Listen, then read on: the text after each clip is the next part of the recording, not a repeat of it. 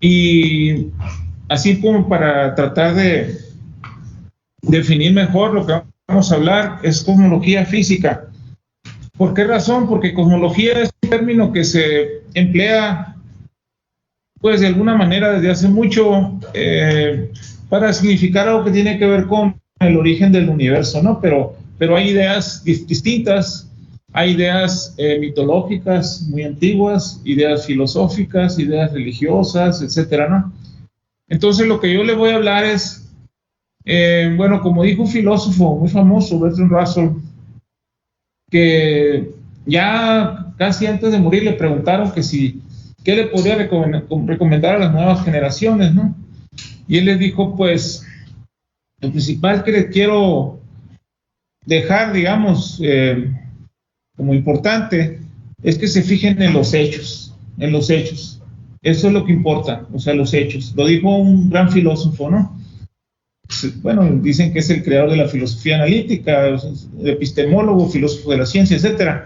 Pero el tema es que la cosmología vista desde el punto de vista de la física, es decir, de la ciencia, ¿no? De la ciencia, de lo que se ve, no lo que uno quisiera, ni tampoco, bueno, otra cosa, ¿no? Entonces, esta cosmología física tiene una base muy antigua realmente, o sea, la cosmología ha sido una de las grandes preguntas del ser humano, ¿verdad? O sea, en ese sentido compartimos eso con, digamos, a mí me gusta este cuadro que se llama, así como ven ahí, de Gauguin, ¿verdad? Que dice, ¿de dónde venimos? ¿Qué somos? ¿A dónde vamos? ¿Verdad? Realmente creo que engloba más o menos esa aspiración del ser humano por saber más acerca de sí mismo y de su universo, ¿no? De todo lo que él percibe. Y la cosmología en ese sentido, pues va a ser todo lo que detectamos, ¿verdad? Todo lo que podemos ver. Posiblemente hay otras cosas que no podemos ver y que no las podamos entender porque no sabemos que existen, pero en base a lo que se ve, es que se infiere más o menos que es el universo, ¿verdad? Entonces, esta es la idea. La cosmología física es un producto del siglo XX y del siglo XXI, realmente, ¿no? Si bien es cierto que el trabajo de Newton fue muy importante, el trabajo de otros antes que él, de Copérnico, de Kepler, de Galileo, etcétera, ¿no? Pero en realidad, la cosmología física, como la conocemos actualmente, nace de una manera muy importante en el cerebro de Albert Einstein, ¿verdad? La teoría de relatividad general, ese proceso que lo llevó a esa gran teoría tan hermosa, digamos, y que lo llevó a concluir después de muchos años, una frase muy famosa suya que dice, lo más difícil de entender acerca del universo, lo más difícil de comprender acerca del universo es que es comprensible, ¿verdad? Y eso realmente es un gran reto, ¿verdad? Tratar de comprender el universo. Bueno, entonces, por un lado, es el trabajo teórico del pensamiento físico, digamos, de un personaje importante, y por otro lado está la base observacional, ¿verdad? Basada en la astronomía tradicional, que llevó al concepto de galaxias. Creo que ya lo vieron con Lorenzo, ¿verdad? Lo que son las galaxias. Las galaxias son los ladrillos fundamentales que componen al universo, ¿verdad? Entonces, el estudio de las galaxias, eventualmente vamos a ver que llevó a las primeras ideas de que el universo se está expandiendo. Ahorita lo vamos a ver eso. Y pues originalmente fueron esas dos cosas, ¿verdad? El estudio de las galaxias, por un lado, estudio observacional de los astrónomos, y por otro lado, las ideas teóricas de la relatividad general. Y después se fueron incorporando realmente todas las ciencias, todo lo que es la ciencia está incorporada en la cosmología actual, ¿verdad? Y como vamos a ver ahorita, pues gracias al desarrollo tecnológico, el desarrollo científico de diferentes maneras, se ha llegado a un conocimiento muy importante, y ese va a ser el tema que vamos a ver, ¿verdad? En realidad, pues, es un camino largo, ¿verdad? De cómo hemos ido pensando de diferentes maneras a través del tiempo, ¿verdad? Y y algunas ideas realmente geniales de algunos de nuestros antepasados, ¿verdad? Que es una historia larga, por ejemplo, cuando se ponían a pensar acerca de si el universo era infinito o finito, o sea, finito que tenga fin, digamos, o que de plano pues, sea un universo infinito, así como lo entendemos, ¿no? Estas ideas quedaron más o menos claras acerca de esa pregunta, ¿no? En una cosa que se llama la paradoja de Cheseaux-Olbers.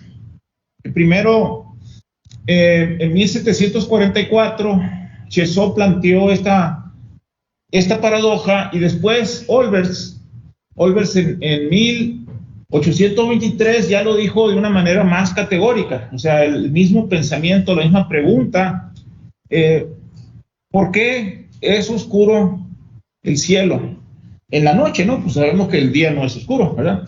¿Por qué es el cielo oscuro en la noche, verdad? Y el razonamiento va en ese sentido, ¿no? Si el número de estrellas es infinito, cada punto del cielo está cubierto por estrellas, ¿verdad? En cada punto hay una estrella. Si es realmente infinito, en cualquier dirección que hagamos, siempre vamos a encontrar una estrella.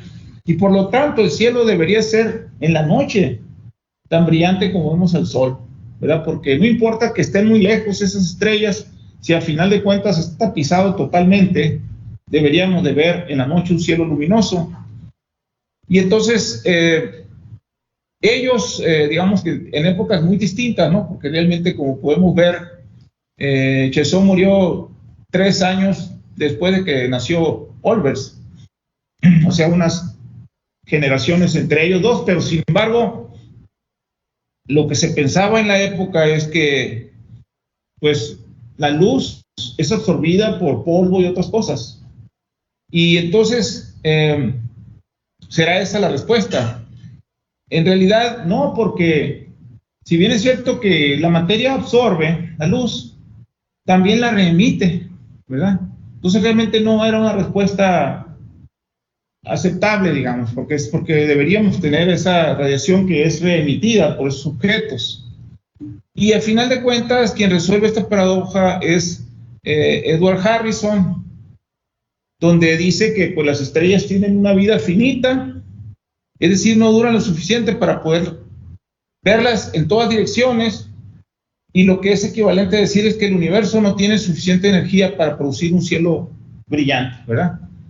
Esto lo planteó muy claramente en su libro Oscuridad en la Noche, ¿verdad? Y esto es una idea, nos da la idea que realmente el universo muy probablemente no sea infinito, ¿verdad? Esto es lo que se piensa actualmente, que el universo es finito, ¿verdad? Estas ideas, digamos, han sido planteadas, como les digo, les mostré el título de esa obra de Gauguin que inspira, digamos, y también un gran poeta como fue Edgar Allan Poe, que escribió obras maravillosas. En Eureka escribió esto, no es un poema en prosa de 1848. El universo nació de una sola partícula de la cual irradiaron los átomos de lo que está hecha toda la materia, ¿verdad? Que realmente se puede pensar que es muy cercano a lo que conocemos como el concepto del huevo primitivo, ¿verdad? Que es el germen de la teoría del Big Bang, que expresó después muy bien Georges Lemaitre, ¿verdad? Entonces simplemente estos son los antecedentes, y quiero decirles que hubo dos modelos cosmológicos contrastantes. La teoría del Big Bang, que es la que se acepta en la actualidad, y esa teoría del estado estacionario, que proponía que la teoría del estado estacionario, al final de cuentas, va a aceptar que el universo se está expandiendo. Pero para decir que el universo siempre era igual en todas las direcciones y en todo el tiempo, o sea, que no cambia pues con el tiempo realmente, y aceptando que existía una expansión, propuso que al irse expandiendo el universo creaba materia, la creación continua de materia, lo cual nunca se demostró, digamos, que fuera cierto, ¿verdad? Pero el hecho es de que esta es una teoría contendiente, que ya está básicamente desechada, aunque todavía algunos cosmólogos de repente recurren a ella.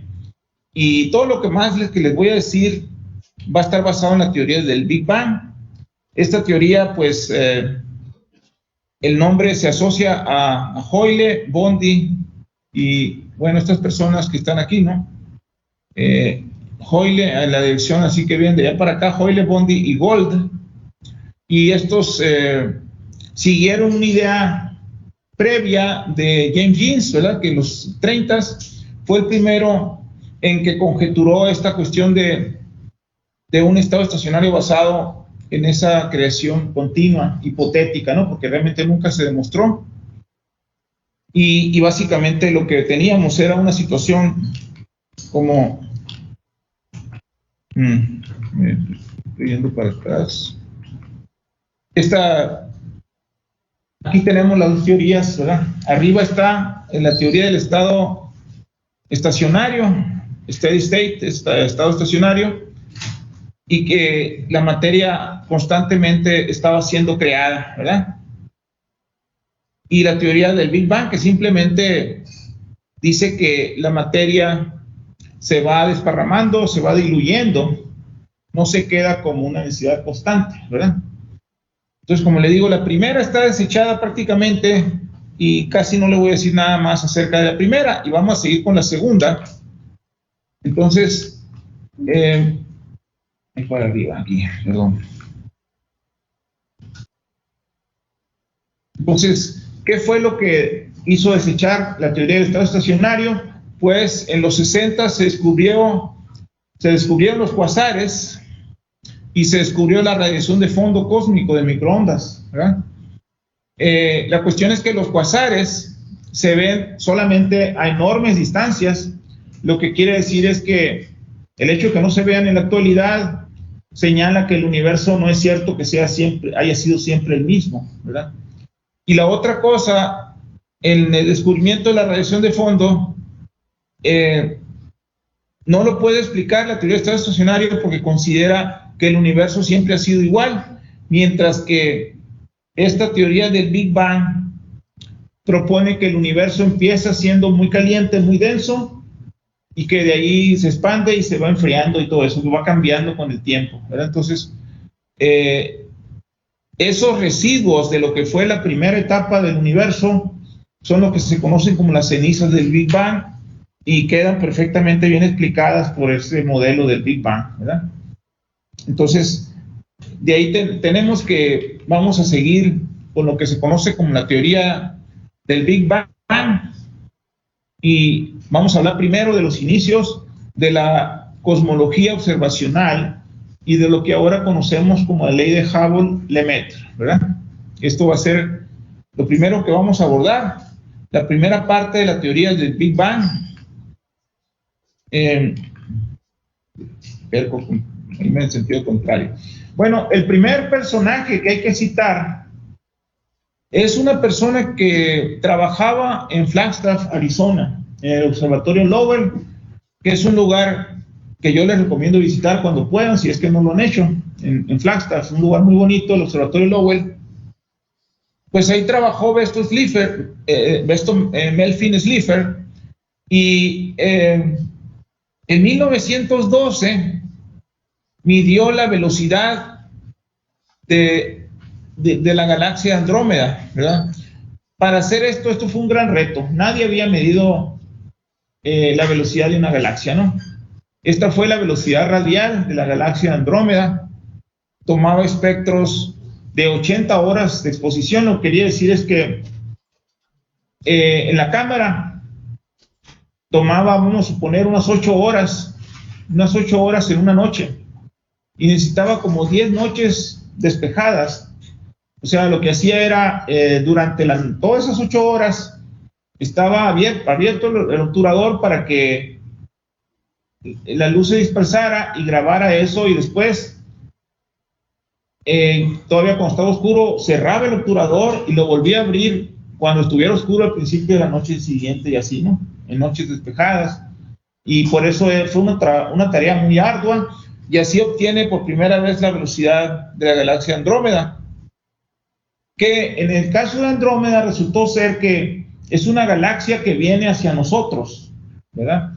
En otras palabras, estas dos galaxias van a chocar y van a formar una nueva galaxia que pensamos que va a ser una elíptica de aquí en unos 5,000 millones de años, ¿verdad? Pero cuando observó las demás galaxias, las galaxias que estaban más lejos, técnicamente las que están fuera del grupo local, el grupo local, espero que lo hayan escuchado de Lorenzo, son alrededor de 40 galaxias que están muy cerca de nosotros. El grupo local tiene una dinámica interna, ¿verdad? Esa materia está interaccionando entre sí y digamos que no está dominando la parte cosmológica de la expansión, ¿verdad? Porque domina la gravedad a esta pequeña escala. Pero todas las demás galaxias que se encuentran fuera del grupo local se están alejando de nosotros. En otras palabras, vamos a ver ahorita lo que es el efecto Doppler, y eso quiere decir que el espectro se está recorriendo hacia el rojo, ¿verdad? Y vamos a hablar de una letra muy importante en la cosmología, que es la Z, y se llama corrimiento al rojo, ¿ok? Esto que... Sí. De las galaxias que estamos en el grupo local, ¿nada más nos estamos acercando a Andrómeda o nos vamos a juntar todos? Todos. De hecho, por ejemplo, tanto la Vía Láctea como Andrómeda tienen galaxias satélites. Se han estado comiendo pequeñas galaxias a través del tiempo, ¿verdad? Se piensa que la Vía Láctea tiene como 13,000 millones de años, ¿verdad? La edad del universo anda cerca de 13,800 millones de años. Entonces, se ha comido una gran cantidad de galaxias y por eso es una galaxia tan grande como es. Y pues, por su parte, también Andrómeda, ¿no? Ahorita hay varias galaxias que están muy cerca, que se las va a devorar pronto. Una de ellas es Sagitario, otras dos muy conocidas es la nube mayor de Magallanes, la nube menor de Magallanes, van a ser parte de la Vía Láctea dentro de poco en términos astronómicos, ¿no? Unos cuantos, no sé, cientos, miles de millones de años. O sea, los vamos a juntar primero con ellos y sí, luego ya las dos grandotas. Así es. Sí, exactamente, y va a ir juntando todo lo demás hasta que se forme una sola galaxia elíptica. Eso es lo que se piensa, ¿no? Que puede no ser exactamente lo que vaya a pasar, pero es lo que se piensa.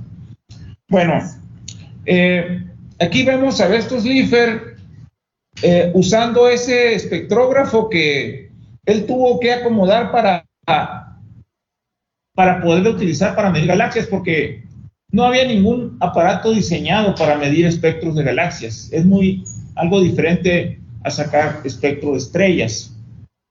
Y total que, bueno, esa fue la contribución de Bestos Slipher. Él sacó en su vida alrededor de espectros de unas cerca de 30 galaxias y pues ahí a como pudo estuvo publicando esos resultados y se dio cuenta pues de que la mayoría tenían corrimientos al rojo y eso llevaba a pensar que el universo se está expandiendo. Esa fue la primera indicio de que el universo se está expandiendo. Y luego este señor Hubble, ¿verdad? Que realmente hizo grandes contribuciones.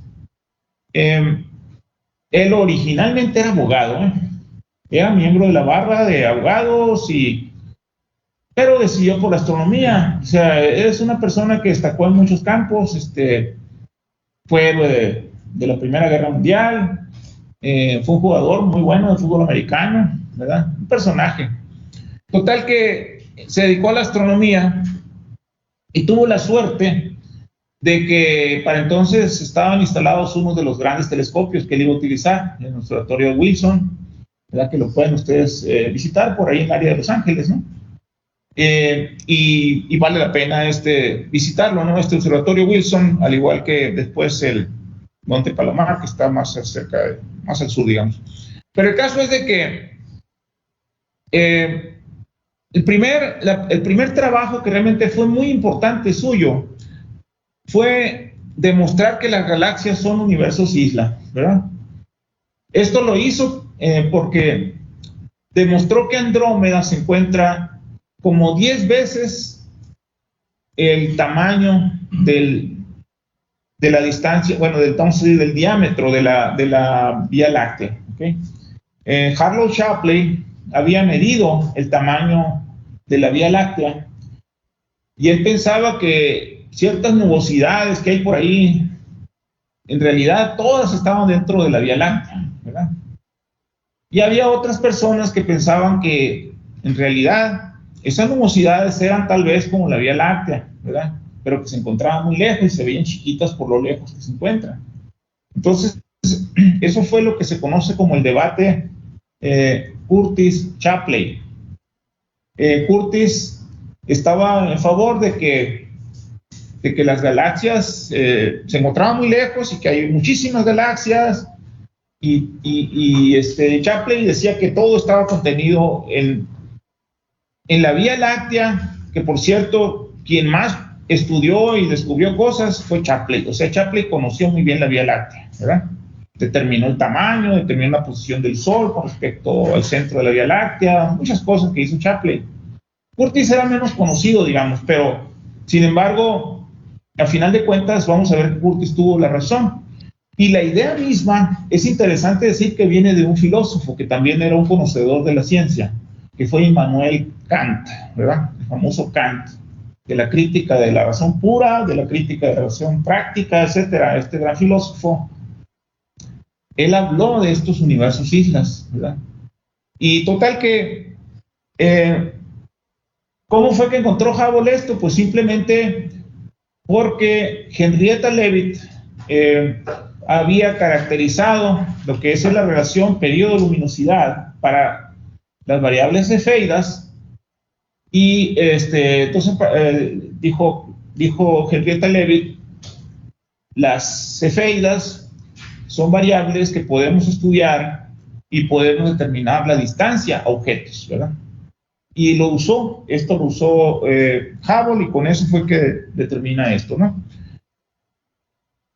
Otra cosa que también hizo muy importante, muy conocida, es la clasificación morfológica de las galaxias, el famoso diagrama del tenedor, que tal vez lo discutió Lorenzo también, ¿verdad? Que tenemos elípticas, espirales, barradas, no barradas, etcétera, ¿no? Bueno, todo eso, esa fue también clasificación, la hizo Hubble, y realmente el descubrimiento más famoso de Hubble es que, pues, bueno, la aportación más importante de Hubble fue determinar la distancia a las galaxias lejanas. Esas galaxias, que muchas de ellas fueron las que Vestus Slipher había determinado que se encontraban alejándose de nosotros, se propuso Hubble encontrar la distancia, y gracias a eso pudo graficar, por un lado, la distancia y por otro lado la velocidad, ¿verdad? Y encontró que hay una relación lineal entre ellas. El detalle es que antes que él, 2 años antes que él, un relativista, un teórico, ¿verdad?, que fue Georges Lemaitre, se le ocurrió hacer lo mismo con los datos. Los datos de Vestus Slipher eran conocidos, de las velocidades, y por ahí se enteró de las distancias de las galaxias que estaba determinando Hubble y otras personas. Y entonces por eso se le adelantó a Hubble, ¿verdad? Pero bueno, resulta ser que es toda una historia, pero el caso es de que hace unos años en la Unión Astronómica Internacional se cambió lo que se conoce como la ley de Hubble a ley de Hubble-Lemaitre, ¿verdad? Esto en Praga, en una reunión que tuvimos en la Unión Astronómica Internacional, votamos, primero lo hicimos ahí en la propia asamblea y después en casa tuvimos que votar, porque muchos no habían asistido y querían estar seguros de que estaba de acuerdo, y total que ya se conoce como ley de Hubble-Lemaitre, se le da crédito a ambos, que es que la velocidad es igual a una cierta constante h, que antes se le llamaba constante de Hubble, hoy es la constante de Hubble-Lemaitre, multiplicado por la distancia. Bueno, estas cosas hizo Hubble muy importantes. Déjenme recordarles lo que espero que conozcan ustedes de la Vía Láctea. La Vía Láctea tiene, digamos, la visión que teníamos de los 70s hacia atrás de la Vía Láctea, que básicamente es lo que propuso Shapley en la segunda década del siglo XX, ¿verdad? Es de que la Vía Láctea tiene forma de disco, ¿verdad?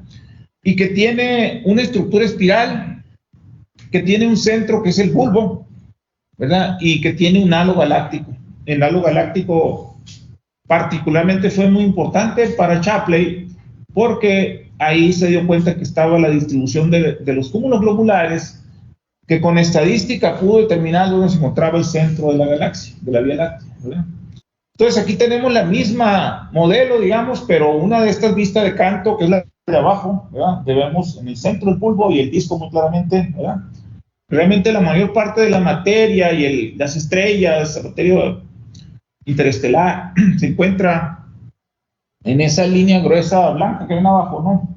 Ese plano de la Vía Láctea, y la mayor densidad de estrellas se encuentra en el bulbo, ¿verdad? Y si lo ven esto desde arriba, cosa que no podemos ver, ¿verdad? Porque no se puede ver el bosque por los árboles, como dice el dicho, ¿verdad? Pero sí se puede ver la de abajo. Esto de abajo sí se ve. Esto se toman imágenes de diferentes tipos y hay muchas observaciones experimentales que podemos ver que esto de abajo es correcto. Pero lo de arriba es una proyección hacia un plano, que es lo que está abajo, ¿verdad? Entonces, eso conoce, bueno, tiene un cierto nombre, cómo le hacen los científicos para determinar lo de arriba. Y sobre todo porque vemos muchas galaxias espirales, que algunas las vemos de canto, con diferentes ángulos, y sabemos pues que eventualmente se encontró pues la estructura espiral de la Vía Láctea, ¿verdad? Y eso es la idea. Entonces aquí está otra versión de lo mismo, porque sabemos ahora que la Vía Láctea tiene una barra, ¿verdad? Es así más como aquella que está allá. No tanto, pero sí es la idea, que es tiene una barra, ¿no? Y la versión actual de la Vía Láctea es que fíjense que lo que pensaba Shapley es lo que está en amarillito ahí, ¿verdad? Pero ahora pensamos que hay un halo de materia oscura, que es toda esa cosa grandota que está, ¿verdad? Esa es la versión actual de la Vía Láctea. Lo que ya conocemos desde hace bastantes años, más a lo que se ha llegado de lo que es la distribución de materia oscura, ¿verdad? Esa cosa que todavía no hemos identificado exactamente a qué partículas se refiere. ¿Cómo se mide la velocidad de las galaxias?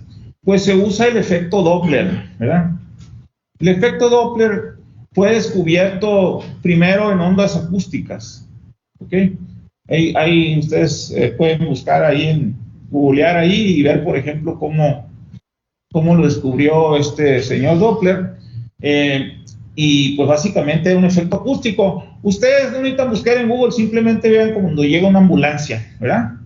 Cuando se acerca a ustedes una ambulancia, aumenta mucho, es más agudo el sonido que cuando se aleja. El hecho que sea más agudo quiere decir que tenemos longitudes de onda más cortas, ¿verdad?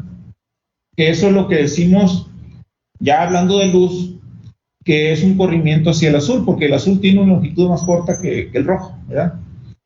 Y cuando se aleja, viceversa, la longitud de onda como que se alarga, ¿verdad? Ese es el corrimiento al rojo, que es lo que realmente se ve en las galaxias. Y la relación que existe entre el corrimiento al rojo y las velocidades, pues, bueno, la relación de Hubble es que el corrimiento es delta lambda, es la lambda observada menos lambda de referencia. ¿A qué nos referimos por lambda observada y lambda de referencia? Pues se usan líneas del espectro, por ejemplo, las líneas del hidrógeno, que sabemos, podemos medirlas aquí en el laboratorio y saber qué longitud de onda tienen. Y después detectamos esas mismas líneas en esas galaxias y sabemos que están desplazadas, ¿verdad? Y precisamente delta lambda entre lambda es igual a la velocidad con la que se mueve esa galaxia dividida entre la velocidad de la luz, que es c, ¿verdad? Y a esa delta lambda sobre lambda es lo que le llamamos z, el corrimiento al rojo, ¿verdad? Entonces esto es lo que es el efecto Doppler. Aquí pueden ver, por ejemplo, hay varios tipos de espectro, no me voy a poner a repetir esto, pero arriba tenemos emisión, que son líneas de colores, y acá tenemos absorción, que son líneas oscuras en un fondo de color, ¿verdad? Entonces, el espectro de la lámpara en un telescopio nos da las longitudes de onda en reposo, por decirlo así, ¿verdad? Y la que está en el espectro de la galaxia es la lambda observada, que es la que está recorrida. Y conociendo ese valor, por ejemplo, para 2 líneas, en realidad se hace para muchas líneas, se usa la expresión anterior delta lambda entre lambda igual a B sobre C, que es la Z, ¿no? Entonces, así se mide el corrimiento Doppler. Aquí viene un ejemplo, por ejemplo, cómo se mide para galaxias. Se usan las 2 líneas de calcio, la H y K de calcio, que tiene esa longitud de onda en Armstrong, y ustedes van a ver que se recorren, ¿verdad? Esas 2 líneas que están ahí abajo son las H y K, se recorren de acuerdo a qué velocidad se mueve la galaxia, y así se determina la velocidad. Por otro lado, la distancia, lo que les digo que fue la aportación observacional que hizo Hubble, pues hay que recurrir a la fotometría astronómica, ¿no? Que tiene que ver con el estudio del brillo de los objetos. Entonces aquí tenemos que la M mayúscula es la magnitud absoluta, que viene siendo la magnitud intrínseca, o sea, el brillo intrínseco de una galaxia en este caso, ¿no? Y la M minúscula es la que nosotros vemos. De hecho, nosotros en un telescopio, lo único que vemos es la M minúscula, es lo que determinamos.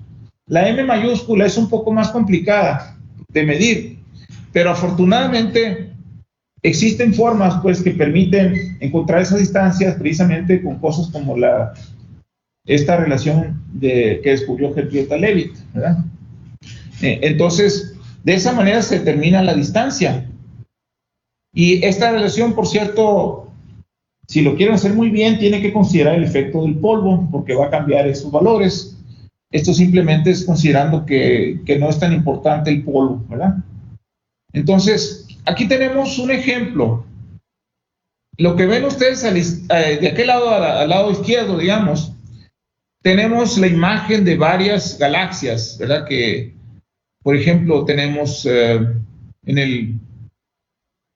esa que dice Virgo, y aquí, allá está la distancia, 78 millones de años luz, ¿verdad? 78 millones de años luz, pues se nos hace mucho, ¿verdad? Pero es mucho más lo que está abajo, ¿verdad? 78 millones de años luz, o sea, acuérdense que la estrella más cercana a nosotros es como 4.3 años luz, Próxima Centauro, y bueno, el caso es que esa es una galaxia relativamente cercana comparada con las que están abajo. Noten, la que está abajo está a 3.960 millones, ¿verdad? de años luz. Y después tenemos que los corrimientos, aquí están las líneas H y K que les decía hace rato, ¿verdad? Y el número que está ahí abajo de cada espectro es la velocidad con la que se está moviendo la galaxia. Por ejemplo, 1.200 kilómetros por segundo en el caso de la primera, y acá pues no se ve el número, pero es un número mucho más grande, que se mueve a mayor velocidad, y hay una correlación entre ellos dos, que precisamente esta es la gráfica que publicó Hubble, donde tenemos abajo la distancia medida en parsecs. Cada parsec es 3.26 años luz, ¿verdad? Y por allá tenemos la velocidad. Y esta fue esta famosa diagrama original de Hubble. En la actualidad, digamos, esto ya se hace de una manera con mucha precisión. La constante esta H0, que les digo que ahora se conoce como Hubble-Lemaitre, es la pendiente de esa línea recta, ¿verdad? O sea, miden, hacen un triangulito por ahí, que tenga un triángulo rectángulo, ¿no? O sea, 90 grados, y miden el delta Y entre delta X, ¿verdad? O sea, lo vertical entre lo horizontal, en ese triangulito, y esa es la pendiente, ¿verdad? Resulta ser que a primera aproximación la edad del universo es simplemente 1 sobre H0. Entonces, si ustedes conocen una buena gráfica de esta ley de Hubble-Lemaitre, ustedes pueden saber de alguna manera más o menos cercana cuál es la edad del universo. ¿Okay?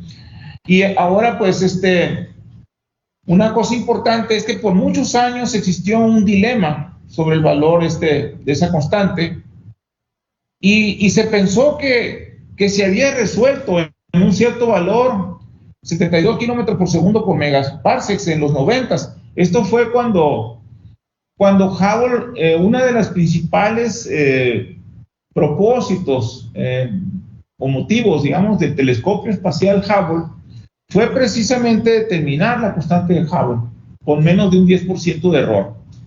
Y resulta ser que coincidieron los resultados estos que se hicieron con Hubble para cefeidas y también los resultados con supernovas 1A. Y resulta ser que pues ya había un acuerdo bien suave y decían, qué suave, decíamos, no, ya tenemos la constante de Hubble, la edad del universo y todo eso. Y pues resulta ser que aquí vemos, por ejemplo, con cuánta precisión, vean el contraste de la constante de Hubble, o digamos la ley de Hubble allá, de qué lado, ahora con esto que se publicó en el 96, ¿verdad? Que realmente es una dispersión bajísima, ¿no?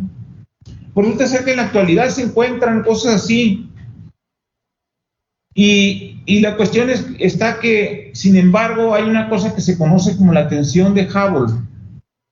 La tensión de Hubble tiene que ver con el hecho de que estas determinaciones de la constante de Hubble que se hacen con cefeidas y con supernovas tipo 1A corresponden al universo actual. Pero hay otra manera de determinar la constante de Hubble, que es con el universo primitivo, ¿verdad? Que son los que se han venido consiguiendo a través de todos los telescopios que han estado observando el fondo de microondas, ¿verdad? Entonces, por ejemplo, Planck, que es el último resultado, ¿verdad? Resulta ser que ya se sabe, pues, que hay una diferencia bastante grande entre los dos resultados de la constante de Hubble cuando se usa esos datos del universo primitivo basado en ese fondo de microondas, ¿verdad? Con respecto a los que se mide actual, en el universo presente, ¿verdad? Actual, con esos 1A, supernovas 1A, pues cefeidas. Y esa es la tensión de Hubble. Ahora que salió el telescopio James Webb, se esperaba que tal vez había una forma que se pudiera salvar ese dilema, ¿no? Encontrar un resultado. Y precisamente en septiembre de este año, Rees y un grupo de personas pues encontraron que con el James Webb corroboran los resultados de Hubble con muchísima más precisión. ¿Okay? Porque en realidad el James Webb es una cosa increíblemente superior al telescopio espacial Hubble, ¿verdad? Pero sin embargo, la diferencia en los valores de H se mantiene. Eso es la tensión de Hubble. Y lo que se dice es que ahí viene una nueva física, ¿verdad? Eso es algo interesante, ¿verdad? Se hablan de otras cosas acerca de las galaxias que ahorita les comento, pero en realidad eso, al menos no hay ninguna prueba de lo que se ha dicho acerca de las galaxias muy tempranas. Es todo un tema ese, ¿verdad? Pero por lo pronto vamos a seguir. Entonces, ¿qué quiere decir que el universo se está expandiendo? Pues, tal como lo pensó Georges Lemaitre, pues lo que pensó es que todo empezó que todo estaba junto en el universo, ¿verdad? Y después algo hizo que esto empezara a alejarse, ¿verdad? La evidencia, pues, que tenemos es que estamos, por ejemplo, en esta parte de acá, en este cubo grande, ¿verdad? Y todo se está alejando. ¿Qué quiere decir que todo está alejando? Pues que en el pasado todo estaba más cerca, ¿verdad? Porque todo se está alejando, ¿de acuerdo? Entonces, simplemente pensando en reversa, digamos, hace 1.000 millones de años, por ejemplo, el universo era más pequeño, un poco más pequeño, y así, ¿no? Y podemos trazar eso hacia 13.800 millones de años, cuando todo estaba prácticamente en un punto, ¿verdad? Ya el detalle del punto ya depende de cada quien, como lo vea, ¿no? Por ejemplo, ¿qué dijo este señor Stephen Hawking? ¿Qué dijo? Pues lo que dijo el título de un libro, El universo en una nuez, básicamente, ¿verdad? Entonces él pensaba algo así como en una nuez, por no decir que hay una singularidad, ¿verdad? Porque las matemáticas y la física aborrecen las singularidades, entonces él le puso el tamaño de una nuez, ¿verdad? En realidad no sabemos todavía exactamente si era todo una singularidad, o sea, un punto cero, ¿verdad? De radio cero, o bien muy pequeño, que es lo que quiso expresar ahí Stephen Hawking, pero el hecho es de que efectivamente era muy pequeño, muy denso, muy alta temperatura, ¿verdad? Y sabes que empieza a expandirse, ¿no? Entonces esto es lo que significa la expansión del universo. Ustedes, si por ejemplo toman un globo, le pintan puntitos, o si son más artísticos, en lugar de puntos le dibujan galaxias, ¿verdad? Así espirales y unas cuantas elípticas, lo empiezan a inflar. ¿Qué es lo que sucede? Pues se están separando a medida que va expandiéndose. Y de hecho la parte interna no cuenta, porque lo único que es real es la superficie, ¿verdad? En fin, estas son las ideas de lo que hay. Esto que les acabo de decir ahorita es ese conocimiento que nos ha llegado gracias a la astronomía, el estudio de las galaxias, ¿ok? Viene ahora entonces el asunto de ese pequeño cerebro que tenía Einstein. Digo pequeño porque su cerebro medía 2.3 kilogramos. El promedio del cerebro de los hombres anda más o menos en 3 kilogramos. Era pequeño, ¿verdad?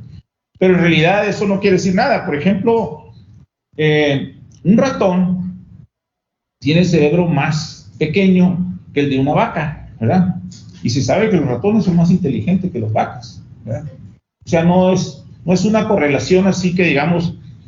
Bueno, el caso es que hay toda una historia cómo llega Einstein a sus ecuaciones. Es una evolución de su manera de pensar. Primero en 1905 hace grandes descubrimientos increíbles. Por primera vez descubre la existencia del átomo. Ese es uno de ellos con la explicación del movimiento browniano. Descubre que la materia es igual a energía, E igual a mc cuadrada. Explica otra cosa que se llama el efecto fotoeléctrico, y descubre que el fotón es realmente, además de ser una onda, es una partícula. En fin, muchas cosas que descubrió en el año feliz, como él le llamó, de 1905. Después no se queda contento con eso, porque lo que encontró para la teoría de relatividad especial, se dio cuenta que tenía mucha limitación, porque, como él dijo, era solamente para sistemas inerciales, no para sistemas acelerados. Y entonces se pone a pensar en eso, y en un momento dado llega el famoso momento, el momento más feliz de mi vida, dice, ¿no? Que estaba él sentado en una silla, ahí donde él trabajaba, en Berna, Suiza, en la sala de patentes. Estaba casi así como somnoliento o algo así, ¿no? Estaba entre dormido y despierto. Él como que de repente está imaginando o soñando que una persona va caminando por el techo, ¿verdad? Y de repente, ¿qué pasa? Pues llega el límite, o sea, y cae la persona. Y en ese instante le llega esa cuestión, ¿no? De que resulta ser que se da cuenta Einstein que la persona al caer no sentía ninguna fuerza, ¿verdad? Y eso lo lleva a lo que se conoce ahora como el principio de equivalencia. Y de hecho ese hecho tan absurdo, y muchos se reirán por esto, pero esto que él nos relata es una de las razones más poderosas por las cuales ahora pensamos que podemos entender al universo, ¿verdad? Así de sencillo, ¿verdad? El principio de equivalencia nomás requería matemáticas. Einstein no era realmente un matemático, era un físico, ¿verdad? Sí era bueno para las matemáticas, pero no era matemático. Tenía amigos matemáticos que habían estudiado ahí con él. Él estudió en Zurich, ¿verdad? El ETH, que es el Instituto Tecnológico de Zurich. Ahí estudió Einstein. Y bueno, el caso es que seguramente Mileva también le ayudó, no su esposa, ¿verdad? Pero el caso es de que a través de varios años de trabajo, de aprender lo que es el cálculo tensorial, la geometría diferencial y todas esas cosas, eventualmente llega a las ecuaciones de campo, que son temas complicados, ¿verdad? Es un tema complicado llegar a eso, ¿no? O sea, le tomó muchos años a Einstein, pero se los puedo decir más o menos de esta manera, ¿no? ¿Qué es la teoría de relatividad general? Relaciona dos cosas. Es una ecuación. Ustedes saben que una ecuación es porque hay un signo igual por ahí entre medio, ¿verdad? Del lado izquierdo tenemos pues toda la distribución de materia, y del lado derecho, o sea que allá tiene la materia, energía, los campos y todas esas cosas, no están del lado de allá. Y de este lado acá se encuentra la geometría, lo que es la curvatura del espacio-tiempo, ¿verdad? Así en términos muy sencillos, digamos, estos son las ecuaciones de campo de Einstein. ¿Ok? ¿Y qué significa esto? Pues que cualquier objeto en el universo, sobre todo los más masivos y densos, van a causar un cambio mayor en la geometría del espacio-tiempo alrededor de ellos, ¿verdad? Por ejemplo, el Sol, el Sol causa una curvatura alrededor y la luz va a seguir por ese camino, ¿verdad? Y la Tierra también igual, pero menos que la del Sol, pero también cuenta, ¿verdad? También cuenta. Y esto, de hecho, por ahí tengo un aparato que hicimos precisamente similar a este, que lo que hacemos es, esto lo hacemos ahí para cuestiones de divulgación, ¿no? Pero realmente nos ayuda a ver esto, ¿no?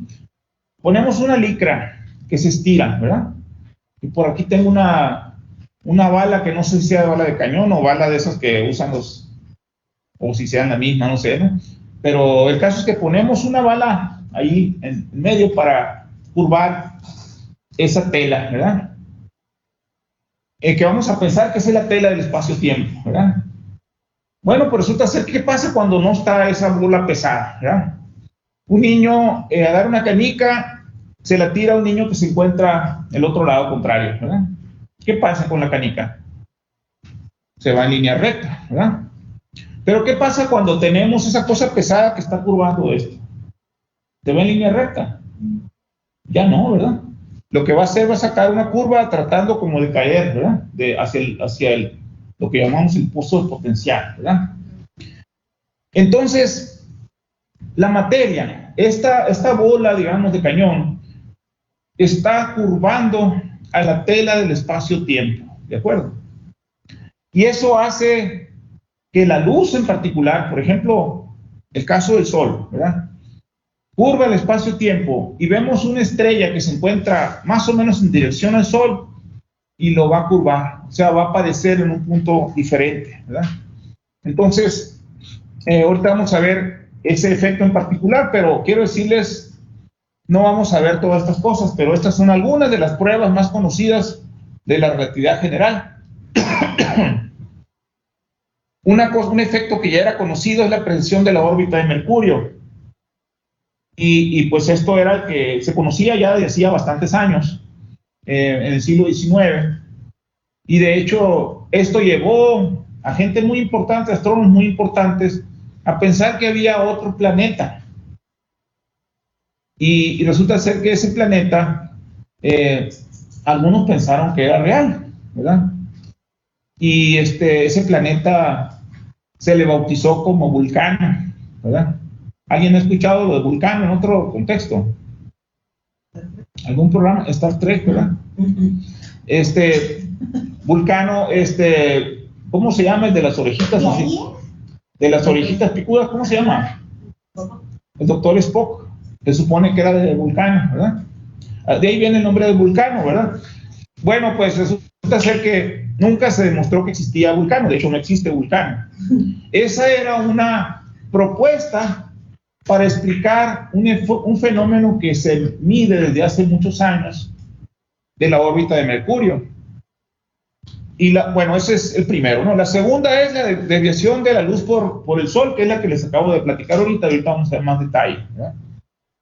Y otras cosas más que voy a hablarles más a ratito de lentes gravitacionales, ondas gravitacionales, pero ahorita vamos a ver, por ejemplo, la precesión de la órbita de Mercurio.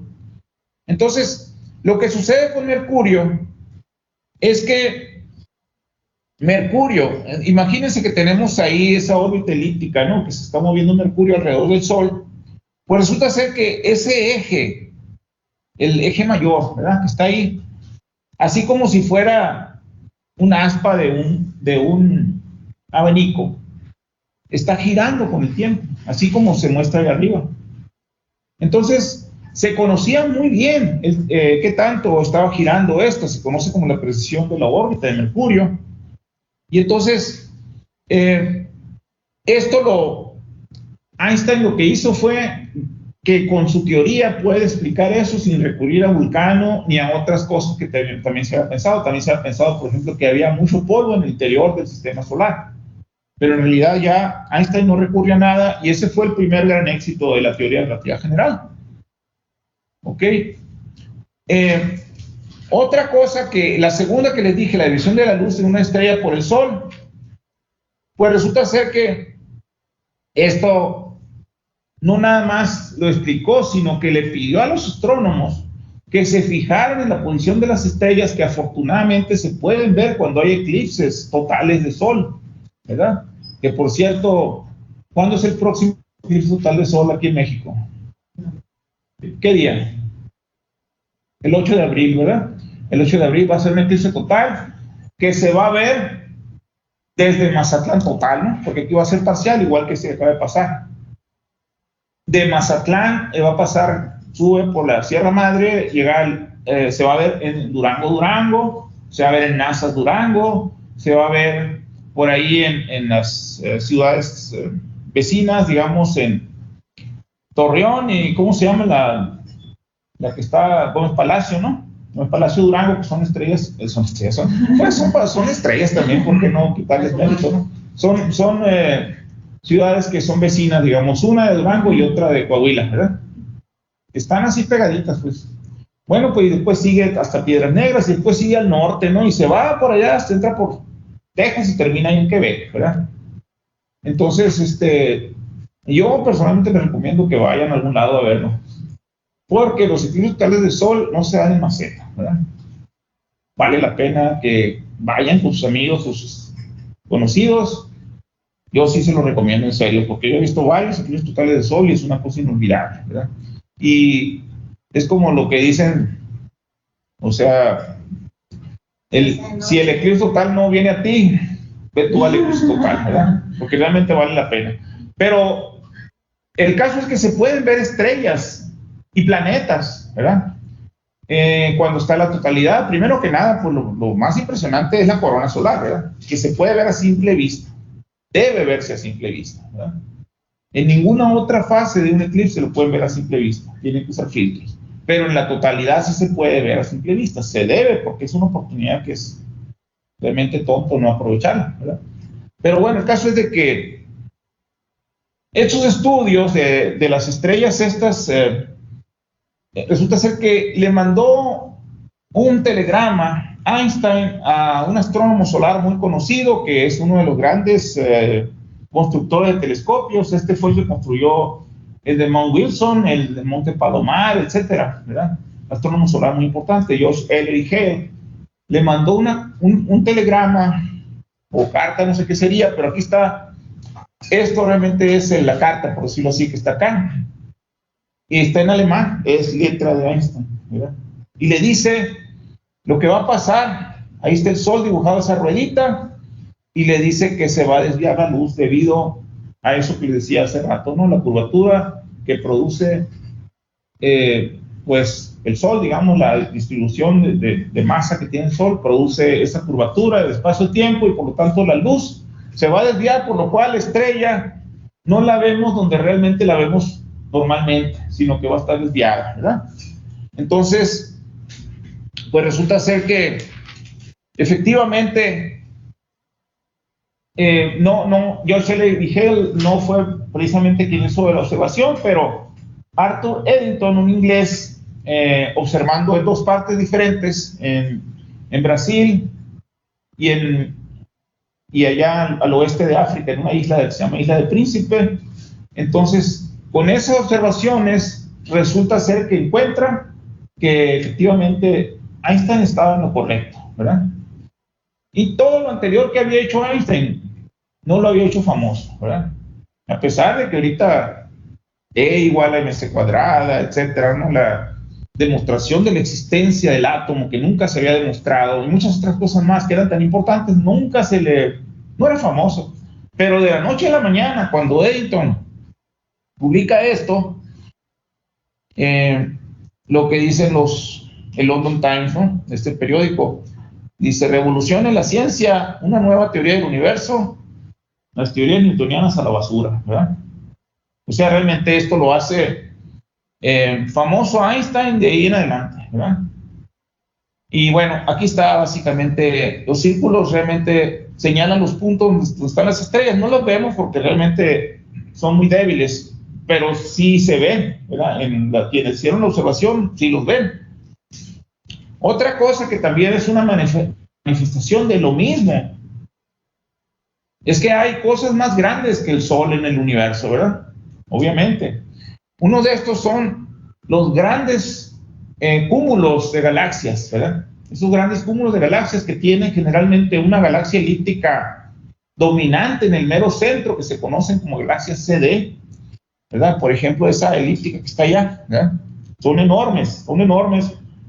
¿Y por qué son enormes? Porque canibalizan, se están comiendo a lo que está cerca y van creciendo y creciendo a medida que pasa el tiempo.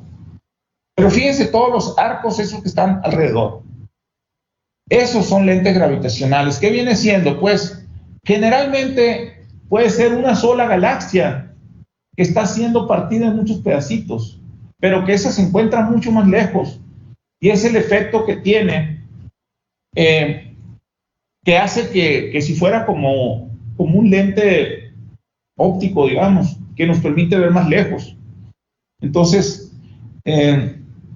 esto pues ha sido todo un desarrollo con el Hubble, y después tenemos, estos son los resultados de Hubble, ¿verdad? Ahí ven los arcos muy definidos, y ahora pues ya no se diga con el James Webb. Esta es una imágenes de James Webb, y acá están cómo esos cuadritos chiquitos lo hacen grandes a los lados, ¿verdad? Lo amplifican, digamos, y pueden ver el efecto de estos lentes gravitacionales, ¿verdad? Y esto, quienes trabajan esas cosas pueden reconstruir de alguna manera la galaxia que estaba tan lejos, ¿verdad? Entonces, estudiar, por ejemplo, de qué está hecha y cosas así, ¿no? Lo que se conoce como las abundancias de los elementos, etcétera, ¿no? Y también en cuasares, por ejemplo, hay cuasares que se ve como que fueran dos, pero cuando se toma el espectro se dan cuenta que es exactamente el mismo, porque precisamente hay algo en el camino que hace que se parta en dos, ¿verdad? Estos son casos muy conocidos de cuasares, ¿verdad? Y se puede ver cómo cambian un poquito debido al movimiento, te desplazan, digamos, de la masa esta que está haciendo este efecto, y pueden ver aquí en dos momentos distintos, 91, 94, cómo hay cambios básicos ahí. En fin, de hecho la relatividad también tiene usos muy prácticos, ¿verdad? Uno de estos son los GPS, ¿verdad? Los GPS son precisos porque hay gente detrás ahí que conoce la relatividad especial y la relatividad general.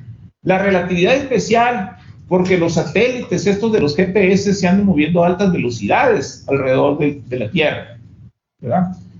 Y el efecto gravitacional es porque se encuentran sometidos en el campo de la curvatura del espacio-tiempo producida por la Tierra, o sea, los dos efectos. Y gracias a eso podemos tener la predicción que tenemos en los GPS, ¿verdad? En realidad, uno dice, bueno, esto nos va a enseñar mucho del universo, pero en aplicaciones prácticas, quién sabe, ¿verdad? La verdad es que la ciencia es algo que nos empodera, ¿verdad? Nos hace crecer, digamos, en nuestras capacidades, no nada más para comprender el universo, sino también para usarlo para cosas que nos interesan. Ok, vamos a entrar ahora en la parte meramente cosmológica, ¿verdad? Porque ahorita lo que está platicando es nada más lo que es la relatividad general, ¿verdad? Que no vimos ninguna ecuación ni nada, pero realmente espero que entendamos la parte cualitativa, ¿no? Porque aquí no tenemos tiempo, pues si quieren estudiarlo bien, estudien física, ¿no?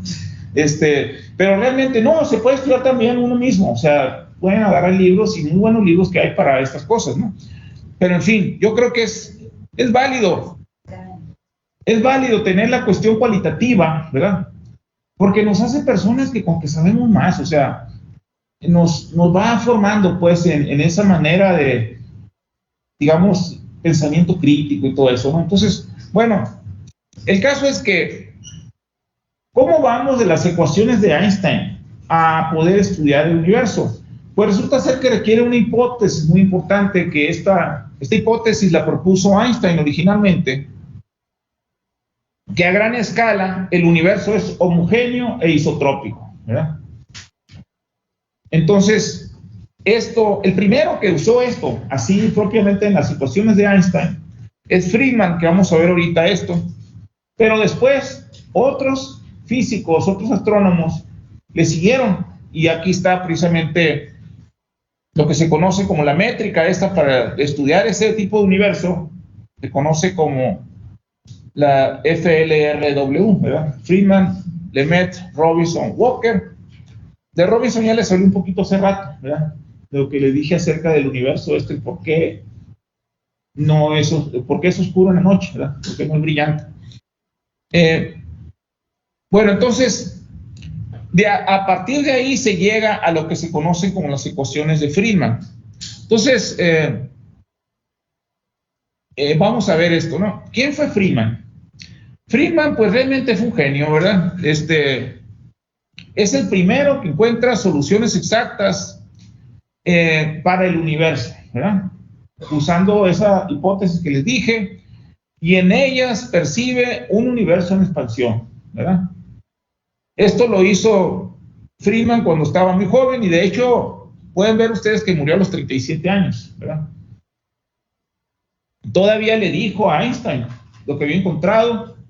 A Einstein no le gustó, porque Einstein tenía una idea del universo más parecido a lo del estado estacionario, y eso, pues, bueno, por razones de su formación, prejuicio, lo que ustedes quieran, pero el caso es que no le gustó el universo que le propuso Friedman, ¿verdad? Y entonces, después, aparentemente sin conocer el trabajo de Friedman, Georges Lemaitre, que fue, primero que nada, era un relativista, ¿no? Bueno, era padre belga, es un padre belga que estudió con Eddington allá, precisamente el mismo Eddington que les acabo de hablar, fue estudiante de Eddington en Inglaterra, y también estudió en el MIT, ¿verdad? En Estados Unidos, física, ¿no? Astronomía. Pues él llegó a la conclusión de que el universo empezó con la explosión de un átomo primitivo, primero rederivando esas ecuaciones que él no sabía, de la ecuación de Friedman, ¿verdad? Y después dándose cuenta de que había datos observacionales que le permitían pensar en que el universo se estaba expandiendo, ¿verdad? O sea, como le dije hace rato, él conoció los datos de Bestos Slipher, ¿verdad? Que fue el que midió las velocidades de las galaxias. Él conoció las distancias que determinó Hubble, y antes de que Hubble mismo sacara su trabajo, 2 años antes, publica este resultado de que el universo está en expansión y que empezó en un átomo primitivo. Entonces él publicó en 1927 en esta revista que se llama Anales de la Sociedad Científica de Bruselas, que no es una revista muy conocida, digamos. Ahí publicó los resultados. Y en 1927 mismo habló con Einstein, ahí en Bélgica, ¿verdad? Porque estaba de estas conferencias de Solvay, que se llama muy famosa, ¿no? De físicos. Y ahí lo abordó y le dijo, pues, lo que él había encontrado, ¿no? Toda esta cuestión. Y entonces, esto fue lo que le comentó Einstein en 1927. Tus cálculos son correctos, pero tu comprensión de la física es abominable, ¿verdad? Eso le dijo entonces. Pues resulta ser que eso que les digo que demostró en 1927 Lemaitre, que las ecuaciones de Einstein implican que el universo está en expansión. Después, 2 años después, Hubble publica su propio trabajo, ¿verdad?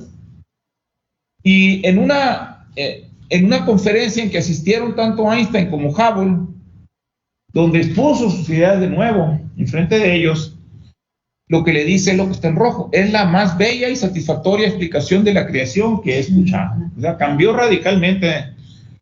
Entonces, bueno, Lemaitre es el padre de la teoría del Big Bang. Y por cierto, el nombre de Big Bang, que quiere decir gran explosión, fue acuñado por Fred Hoyle, que ya les mencioné hace rato, ¿verdad? Fred Hoyle fue un gran científico y era de los, digamos, que sostenía que la cuestión del modelo estacionario, ¿no? Modelo cosmológico del estado estacionario. Pero aparte, Hoyle es muy famoso por muchas otras cosas, ¿no? Mucho de lo que sabemos acerca de la abundancia de los elementos, de las estrellas, se lo debemos a Hoyle. Total es que Hoyle estaba totalmente en contra de la teoría del Big Bang, y no nada más él. De hecho, nada más por ponerles un ejemplo, los físicos rusos decían que era una cuestión ideológica la de Lemaitre, ¿verdad? Que veían un trasfondo teológico, hay una cierta influencia de ese tipo, ¿no? Y entonces empezó con problemas desde el principio, digamos, con grandes físicos, ¿no? Que existían en la época. No era una teoría que fuera aceptado así como lo es en la actualidad, ¿verdad? Pero resulta ser que en 1965 hicieron un experimento. Bueno, déjeme continuar con esto, ahorita vemos eso. Bueno, esta fue acuñada, digamos, por Fred Hoyle, y resulta ser que Lemaitre se enteró de este resultado de la radiación de fondo antes de morir, el 20 de junio de 1966. Digamos que un año antes, en 65, fue cuando Penzias y Wilson descubrieron la radiación de fondo en el universo, y pues eso realmente termina con la teoría del estado estacionario, como ya les platicé hace rato. Entonces, aquí están, por cierto, los dos, ¿no? Allá Hoyle y acá Georges Lemaitre. Esta es otra foto también famosa, donde está Hubble, ese más alto que está a la izquierda. Einstein, pues, es el greñudo ese, ¿no? Y otros grandes físicos de la época, ¿no? Esto fue precisamente el Mount Wilson en 1931. La ecuación de Friedman realmente es la expresión que está ahí arriba, ¿no? Pero realmente no me voy a meter con la parte matemática, nomás para que tengan una idea más o menos de qué consiste. Ahí hay una cuestión de lo que es la densidad media del universo, que es la densidad, digamos, la rho crítica, ¿verdad? La densidad crítica, ¿qué es eso? Y bueno, no me voy a meter con esos detalles, pero les voy a hablar entonces de esto, de la que es la teoría del Big Bang, ¿no? Entonces no me voy a meter realmente con esto, me voy a brincar esta parte, porque lo que me interesa es, bueno, los pilares de la teoría del Big Bang, ¿no? La expansión del universo, que los indicios los encontró Slipher, y después Friedman, Lemaitre y Hubble, ¿no? Hicieron la parte observacional, y con la cuestión es que Georges Lemaitre sabía tanto la parte teórica como la parte observacional. Eso realmente fue algo muy importante, ¿verdad? Que pudo juntar las dos cosas. Esa es la parte que lo hace muy único a Lemaitre, ¿verdad? Porque Einstein era un gran teórico, Friedman también, pero Lemaitre también era un gran teórico. También llegó a las ecuaciones que encontró Lemaitre. Y aunque él no hizo observaciones, sí tuvo esa visión de que andaban por ahí las mediciones, las observaciones que podían corroborar las cosas, y por eso junta las dos cosas, ¿no? Por eso es tan importante el trabajo de Lemaitre. Y lo que viene acá es la radiación de fondo en el universo, que vamos a hablar ahorita, y otras cosas que son muy importantes. La nucleosíntesis de los elementos. Fíjense que ahorita sabemos la historia de todos los elementos que hay en el universo, ¿verdad? Lo que ustedes conocen de la tabla periódica. Sabemos que el hidrógeno y el helio se formaron en su mayor parte en los primeros 3 minutos de la historia del universo, y le llamamos elementos primordiales o primigenios, ¿verdad? Se formaron prácticamente en el Big Bang o poquito después, ¿verdad? Después viene el proceso de cómo se hacen los elementos pesados a través de fenómenos de nucleosíntesis, la fusión de elementos ligeros para producir más pesados, y eso ocurre en el interior de las estrellas de manera tranquila o bien en eventos como supernovas, ¿verdad? Ahí se crean los elementos. Recientemente, hace unos 3, 4 años, digamos, o 5 quizá, el ingrediente que faltaba, que forman los elementos como el platino, el oro, etcétera, resultó que eso se forma de 2 estrellas neutrónicas que se fusionan, ¿verdad? Entonces ya sabemos toda la historia de los elementos en el universo. Qué chulada, ¿no? Cómo se forman exactamente, ¿verdad? Entonces, lo interesante de esto de lo que dice aquí de la nucleosíntesis de los elementos es que la teoría del Big Bang predice qué tanto se forma de hidrógeno, qué tanto se forma de helio, qué tanto se forma de litio y berilio, que son los elementos primigenios o primordiales. Y afortunadamente, los astrónomos han encontrado la forma de verificarlo, de medir todavía esas abundancias de los elementos. Y se verifica que efectivamente cumplen con la predicción de la teoría del Big Bang. O sea, es una teoría realmente fuerte, ¿no? Otra cosa es la estructura a gran escala del universo, ¿verdad? Que en el universo tenemos galaxias, tenemos cúmulos, grandes cúmulos, etc. Es una estructura que se conoce como jerárquica. Y eso se explica también en términos de teoría del Big Bang. Ok. Entonces, ¿cómo viene la historia de esto de la radiación de fondo en el universo? Pues en realidad estos señores, Halper y Hermann, que eran estudiantes de George Gamow, que ahorita les voy a mencionar otra vez, pensaron que si hubo un Big Bang, la expansión del universo habría estirado la radiación de alta energía hacia la región de microondas. Esto es el corrimiento en rojo precisamente, ¿verdad? Entonces, que el universo empezó siendo muy alta temperatura y que fue bajando esa temperatura. Por eso la historia del universo es realmente una historia térmica del universo, ¿verdad? Que viene bajando en temperatura, de temperaturas muy altas hasta abajo. Entonces ellos fueron digamos ellos y su maestro, que fue George Gamow, ¿verdad?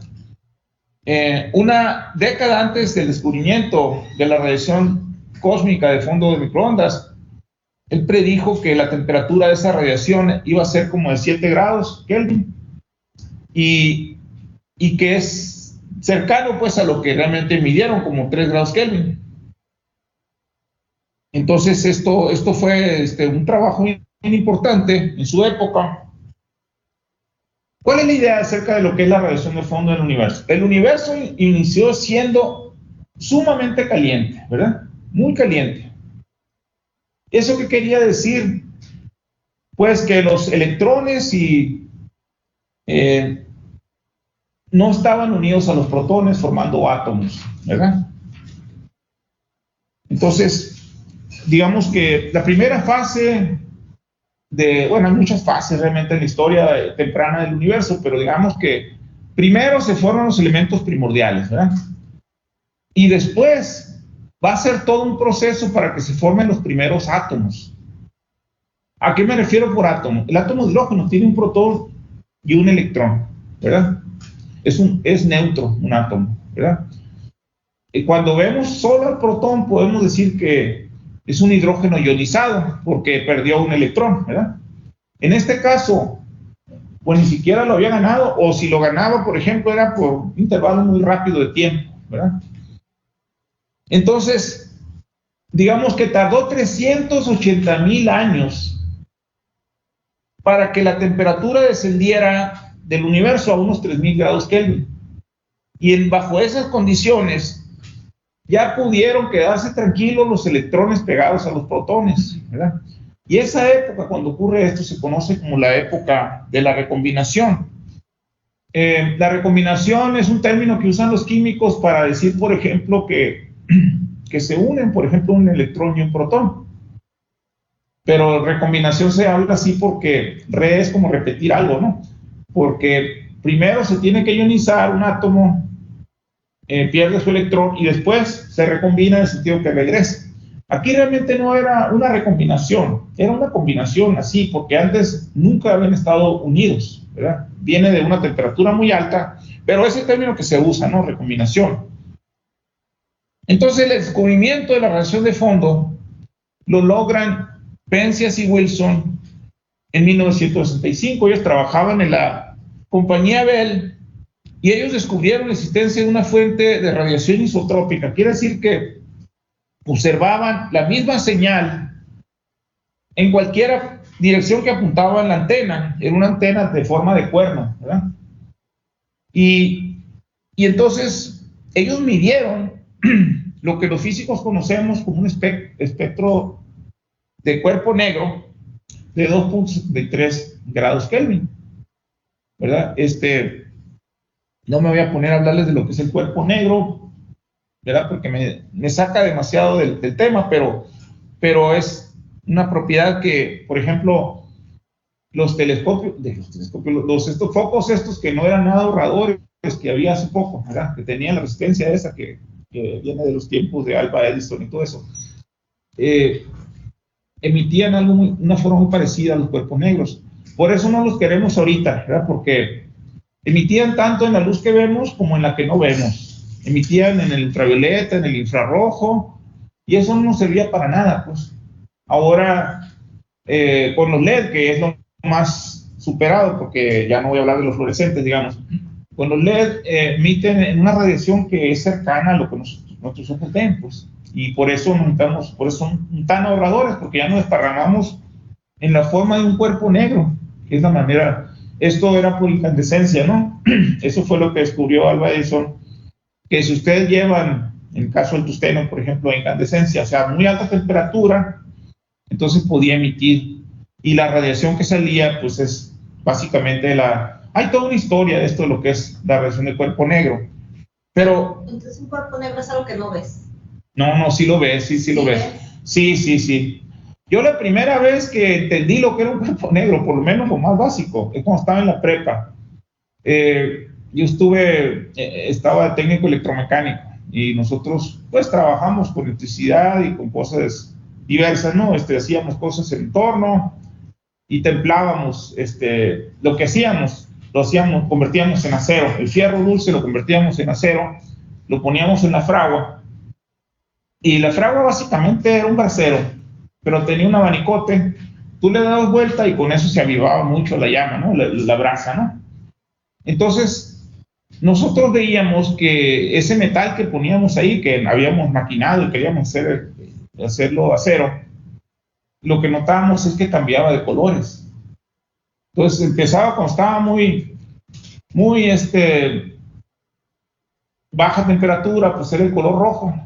Y iba cambiando el color hasta que se ponía el azul blanco, decíamos, que ya llegaba a la temperatura esa. O sea, estábamos aumentando la temperatura y estábamos viendo diferentes colores. Esos experimentos se hicieron mucho en Europa, digamos, es lo que llevaron al concepto del cuerpo negro, porque lo hacían en hornos cerrados, ¿no? Así de grandotes. Y empezaron a medir esa longitud de onda y es un concepto, de hecho, que me tomaría mucho tiempo explicar, pero el caso es de que aquí es importante porque el universo primitivo era realmente como un cuerpo negro. Pero ahorita vamos a ver más detalles de esto. Aquí están Penzias y Wilson.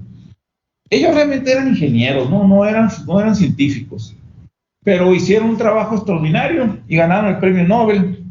Aquí está otra vez, ganaron el 78 el premio Nobel.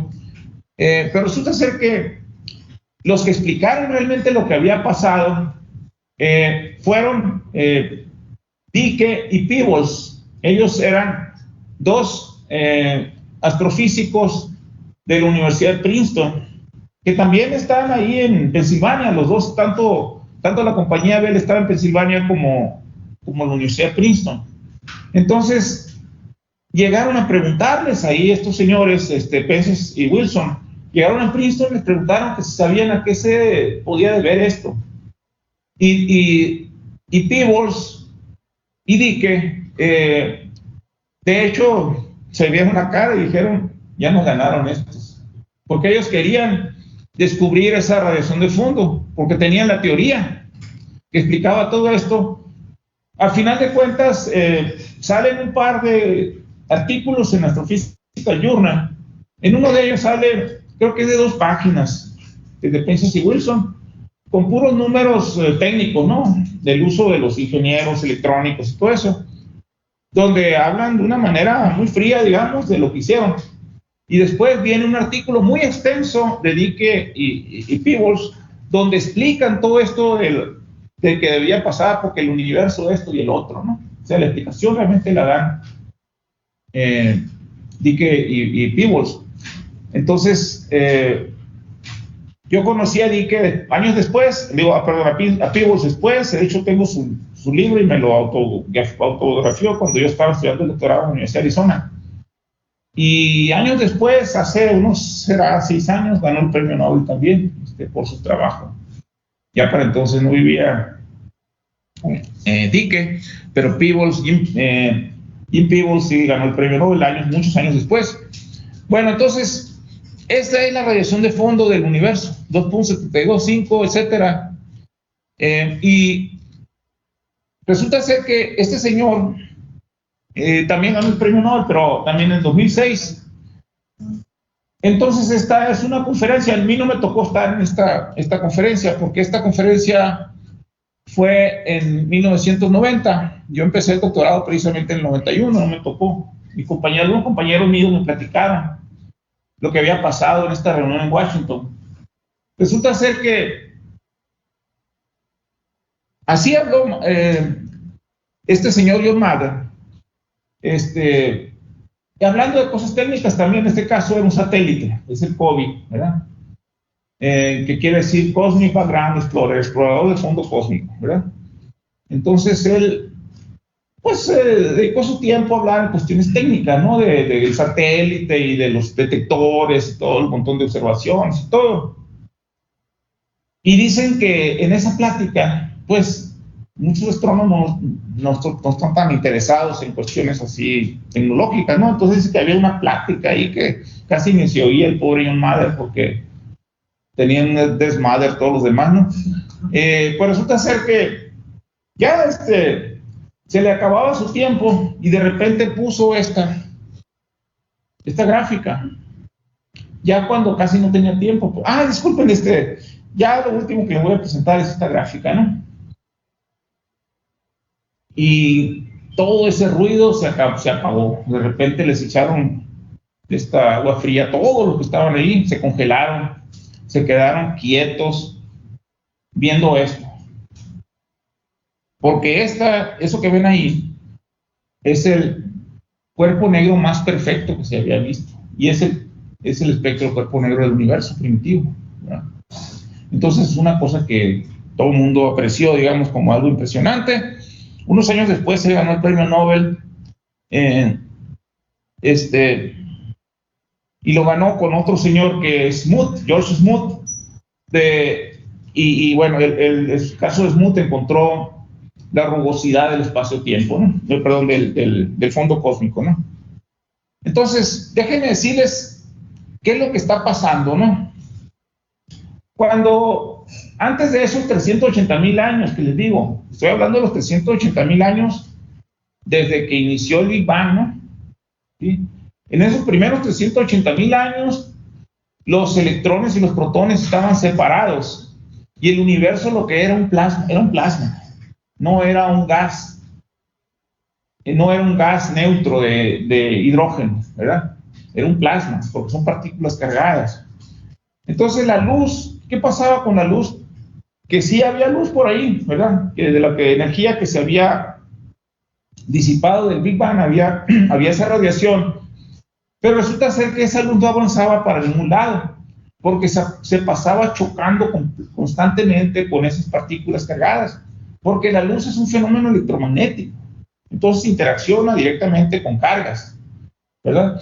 Y por lo tanto, había esos choques constantes y la luz no avanzaba y no teníamos realmente información acerca de que la luz iba a avanzar y toda la historia previa a los 380,000 años no la podemos entender por la luz. Todo lo demás después de los 380,000 años va a cambiar.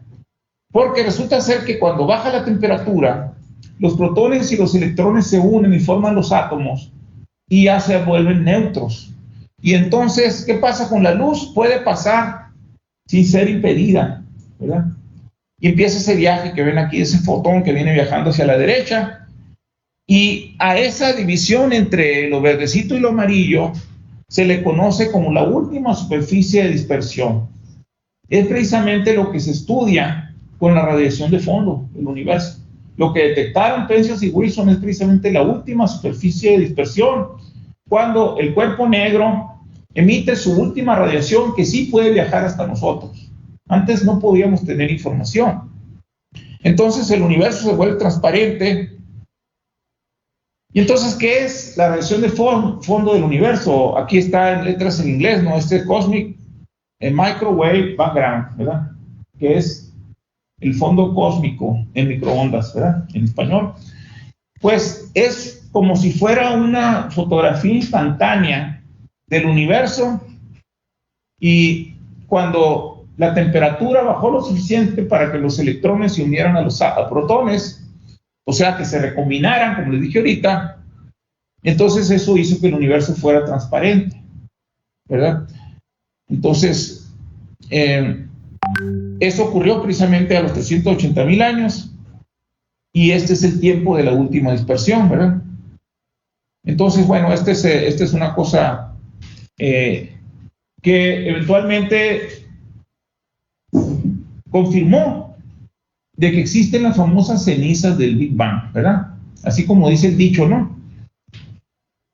Donde hubo fuego, cenizas quedan, ¿verdad? ¿Cómo andamos de tiempo? Bien, 11:30. Ok, sí tengo tiempo de decirles una anécdota. Hace bastantes años me tocó ver un cometa precioso, ¿no? El cometa Bennett. Fuimos nosotros en Semana Santa a un lugar cerca de Ures, se llama Mateoca, no sé si alguno conoce por ahí. Ahorita le llaman Rancho Mateoca, todavía de repente paso por ahí y veo y dice Rancho Mateoca y me evoca esa historia, ¿no? Bueno, pues resulta ser que era oscuro, estamos hablando de principios de los 70, ¿no? Súper oscuro, mucho más de lo que es ahorita, ¿no? Entonces, pues vimos el cometa en la noche y pues realmente esa fue una cosa impresionante, ¿no? Pero otra cosa también que fue impresionante para mí, cuando recién llegamos, vimos cenizas, ¿verdad? Vimos cenizas, como que la gente había acampado la noche anterior. A mí y a mi hermano nos gustó mucho la forma que tenían todavía de leños de ceniza, ¿no? O sea, realmente no había nadie a tocar, no había habido vientos, se veían como leños así hechos ceniza, ¿no? Y yo tuve la curiosidad de tocarla, dije, pues si nomás por encimita no me quemo. No, sentí frío la superficie. Y al empezar a escarbar, digamos, con la mano, sentía más tibiecito, más tibiecito, más tibiecito. Y hasta el fondo, digamos, sentí que estaba totalmente tibio, ¿verdad? Pero era tibio, hacía frío todavía, era Semana Santa, pues, y estaba tibio. Y entonces me quedé con esa idea, que impresionante, ¿no? Que quede algo de esto, son cenizas que guardan temperatura. Eso es exactamente lo que pasa con esto. La radiación de fondo del universo es una temperatura muy baja, 2.73 grados Kelvin, es casi nada ahorita, ¿verdad? Ahorita la temperatura ambiente, pues aquí en Hermosillo es mucho más de 300 grados Kelvin, pero digamos 27 grados centígrados corresponden a 300 grados Kelvin, ¿verdad? Entonces, me guardé el recuerdo y después, cuando empecé a estudiar estas cosas hace un chorro de años, dije, pues tiene sentido esto, pues, o sea, lo que son las cenizas del Big Bang es algo que fue muy caliente que sigue todavía tibio, ¿verdad? Me llamó mucho la atención. Ok, entonces, mándeme. En algún punto, así como la historia que nos contó, va a ser indetectable. Esta ceniza va a llegar a su punto de... Bueno, realmente va bajando y bajando, ya depende de la tecnología, depende que haya seres humanos o seres inteligentes, digamos, ¿verdad? Entonces, yo creo que, pues, no baja tan rápidamente, digamos, o sea, sí se va a poder seguir detectando, pero siempre va de bajada, siempre va disminuyendo la temperatura, ¿verdad? Bueno, entonces, estos son los otros señores que ganaron el premio Nobel de Física, que les digo, John Mahler y George Smoot, ¿verdad? Entonces, por descubrir la forma del cuerpo negro y la anisotropía de la radiación de fondo del universo. Porque fíjense, en el 91, pues yo ya estaba en el doctorado, ¿no? Y el tema que traíamos, si el universo es un cuerpo negro tan perfecto, entonces decimos, ¿qué es lo que formó la estructura del universo? La estructura viene siendo las galaxias, los cúmulos de galaxias, todo eso. Y era un tema que realmente no sabíamos cómo explicar, ¿verdad? No sabíamos cómo explicarlo. Pero en los mismos datos que tomó Covey, George Smoot se puso a ver la anisotropía, esa anisotropía, y eventualmente encuentra realmente una anisotropía muy pequeña, pero que es la que es suficiente, necesaria y suficiente para formar la estructura del universo. Entonces realmente fue un trabajo maravilloso el que hicieron estas dos personas y sus grupos, ¿no? Aquí ven, por ejemplo, esto Covey es Cosmic Background Explorer, eso quiere decir Covey, ¿no? Y aquí está todo el proceso de cómo encuentran, lo de arriba es los datos crudos, digamos, ¿verdad? Esto es un modelo que sacan en el cual se refiere a la galaxia y luego restan, y esto está abajo, es realmente lo que es propiamente el resultado de lo que es del universo, ya no de la galaxia, ¿verdad? Entonces, esto, digamos, esto es lo que encontró, al final de cuentas, George Smoot, lo que está ahí abajo, y con eso, fue el primer gran experimento, pero han venido varios posteriores, ¿verdad? No nada más en el espacio, sino también algunos resultados que se han sacado de globos, así Otra información bien importante llegó por ahí en el 97 y 98, estudiando las supernovas 1A. Las supernovas 1A son estrellas enanas, bueno, son enanas blancas, digamos, que de repente sobrepasan una masa crítica que es la masa de Chandrasekhar y explotan, ¿verdad? Esas son supernovas tipo 1A. Pues resulta ser que esas supernovas se han estudiado bastante en años recientes, y en 1997 y 98, dos grupos grandes de astrónomos hicieron esos estudios, ¿no? Estamos hablando de estos gente que están aquí, Perlmutter, Adam Rees, etcétera, todos estos, y resulta que encontraron que el universo no nada más se está expandiendo, sino que está acelerando la expansión. O sea, hasta antes de esto, de hecho, lo que pensábamos es que el universo iba a detener la expansión. ¿Por qué razón? Porque decíamos, la densidad de materia del universo va a hacer que el universo eventualmente se contraiga. O sea, el universo agarró vuelo hacia afuera, digamos, y se sigue expandiendo, pero la materia la va a jalar y de repente va a rebotar, y posiblemente el universo sea una historia cíclica así, ¿verdad? Esa era la idea que pensábamos muchos, pero resulta ser que ellos encontraron que el universo no nada más está haciendo así, sino que de repente aumenta la velocidad de expansión, ¿verdad? Entonces, esto lo hicieron con supernovas tipo 1A, o sea, en otras palabras, que venía expandiéndose así como está en la parte de abajo, ¿no? Y de repente se va esas líneas que van hacia un lado así muy fuerte, que aumenta la velocidad de expansión, ¿verdad? Ese fue un resultado, digamos, ya de fines del siglo XX, digamos, y realmente es lo que tenemos que ver, y con esto resulta que a lo que se atribuye esto es a que hay una energía oscura. Ya teníamos en sí la materia oscura, y ahora hay algo adicional que es la energía oscura, ¿ok? Entonces, después, como les digo, hubo otros grandes experimentos. A Covey le sigue WMAP, que quiere decir Wilkinson, es el nombre de una persona, digamos, y después le siguió Planck, ¿verdad? Es el último de los grandes observatorios que han estudiado la radiación de fondo cósmico. Entonces, esto fue el resultado de Covey, Esto es WMAP, noten la diferencia en resolución. Y después tenemos lo de Planck, ¿verdad?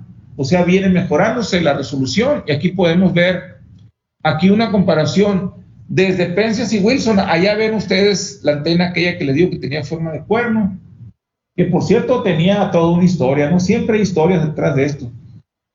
Cuando estas gentes, Penzias y Wilson, hacían los experimentos, le echaban la culpa a lo que estaban observando a unos pichones. Entonces, porque pensaban que estaban dejando residuos y que eso hacía que modificaran los resultados. Entonces, limpiaban las antenas, mandaban los pichones por allá más lejos, pero resulta ser que eran palomas mensajeras, o sea, regresaban al mismo sitio. Y al final de cuentas, ya cuando se convencieron, las mandaron desde Pensilvania, las mandaron hasta Los Ángeles. Lo tomaron un vuelo los pichones para que no regresaran. Y entonces, pues ya no había el problema de residuos de pichones, estaba todo limpiecito y no cambiaba la señal. Digo, hay detrás historias de todo, ¿no? Pero ese que está ahí arriba es Penzias y Wilson, después sigue COVID y aquí WMAP. Vean cómo va cambiando las cosas. Y aquí tenemos precisamente la diferencia entre COVID, WMAP y Planck, ¿verdad? La precisión que se tiene. De hecho, ya desde WMAP hay un término que usamos los astrónomos que decimos cosmología de precisión, ¿verdad? Cosmología de precisión, porque realmente se vuelve una cosa que nunca pensábamos que iba a ser, bueno, al menos se veía lejano, pero la tecnología permitió todo esto, ¿no? Y esto ha llevado, pues, a pensar que el universo está compuesto principalmente de la energía oscura. Es la componente principal de energía en el universo. Después sigue la materia oscura y lo más pequeño de eso es la materia normal de que estamos hechos nosotros, de átomos, ¿verdad? Protones, neutrones, electrones, ¿verdad? Es una cosa bien interesante. Y todavía faltan esos genios que nos digan exactamente qué es la materia oscura y qué es la energía oscura, ¿verdad? Porque se mide, existe, no es una fantasía, ¿verdad? Son hechos, son mediciones, pero todavía hay que ver exactamente qué es, y la gente pues anda usando el CERN, ¿verdad? Ahí en Suiza, en la frontera de Suiza y Francia, y tratando de resolver esto, ¿no? Entonces estas cosas, la ciencia no para, pues la ciencia siempre tiene incógnitas, digamos, y es lo que la hace interesante, ¿verdad? Entonces, le voy a decir un poquito acerca de la nucleosíntesis de los elementos. Entonces, la teoría del Big Bang afirma que en los primeros 3 minutos se formaron los isótopos hidrógeno, deuterio. Deuterio es otro isótopo del hidrógeno, ¿verdad? El hidrógeno es un protón. El deuterio es un protón y un neutrón, pero ocupan el mismo lugar en la tabla periódica, porque lo importante es la carga, la Z, ¿verdad? Y ambos tienen un protón, el neutrón no tiene carga, entonces por eso son isótopos. Y aparte existe el tritio, por cierto, ¿verdad? Que tiene un protón y los neutrones, pero aquí los importantes que se consideran primigenios son el hidrógeno, el deuterio, el helio 3, que es un isótopo del helio 4. El helio 4 tiene 2 protones y 2 neutrones, el helio 3 tiene 2 protones y 1 neutrón, y después el litio 7. Entonces, la teoría del Big Bang nos dice cuánto se formó de cada uno de ellos. Y una de las pruebas más contundentes de la teoría del Big Bang es que las observaciones de abundancias cósmicas concuerdan con estas predicciones, ¿verdad? Entonces, una cosa bien bonita, pues ahí está básicamente el hidrógeno y el helio, qué tanto se produjeron al principio. Estos son los elementos primeros. Algunos ponen también que se produjo un poquitito de berilio 4, ¿verdad? Y esos son los únicos que se considera que pueden ser primordiales. Y el universo pues tiene todos los elementos, obviamente. Aquí ven, por ejemplo, cómo están todos los demás elementos, están acá en esa cosa chiquita que está aquí abajo, ¿no? Y podemos saber, por ejemplo, cuánto hay en el sistema solar, por ejemplo. Esto lo medimos, por ejemplo, en la superficie del Sol o en los meteoritos. Podemos saber qué tanto hay en la nebulosa primordial que formó el sistema solar, etcétera, ¿no? Vamos aquí, por ejemplo, esta tabla es muy bonita porque nos dice dónde se originaron cada uno de los elementos, ¿verdad? Entonces pueden ver que lo azul, en lo azul está el hidrógeno que está allá, el helio que está acá, y después tenemos el litio un poquitito que está allá, ¿no? Porque el litio se ha estado formando también de otro tipo de cosas. El color verde, que es la muerte de estrellas viejas, pequeñas, como el Sol, por ejemplo, cuando muera, va a arrojar una nebulosa planetaria, y esos elementos verdes que están ahí, todo lo que ven ese color verdecito, viene de esas estrellas como tipo el Sol. Y después tenemos que las estrellas que explotan, masivas, son ese color así como entre amarillito, digamos, ¿verdad? Son esos que están ahí. Pueden ver todo, cómo están representados. Por ejemplo, si está completo, por ejemplo, si ustedes ven por ejemplo, el sodio, el magnesio, el Mg12, ¿no? Allá, el aluminio, el galio, el germanio, etcétera. Esos son principalmente de estrellas masivas, ¿no?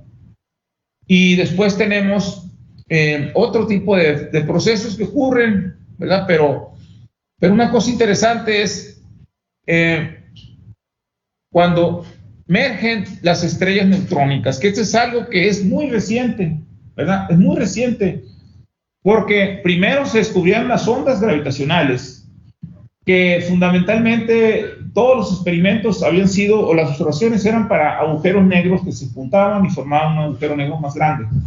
Pero cuando fueron dos estrellas neutrónicas las que se formaron, fue de mucho interés para los astrónomos. Se hizo una campaña en todo el mundo para estudiar en observatorios de todos lados, y lo que encontraron es que se habían producido los elementos, por ejemplo, como el platino, el oro, el iridio, etcétera, todos esos que están así morados, ¿verdad?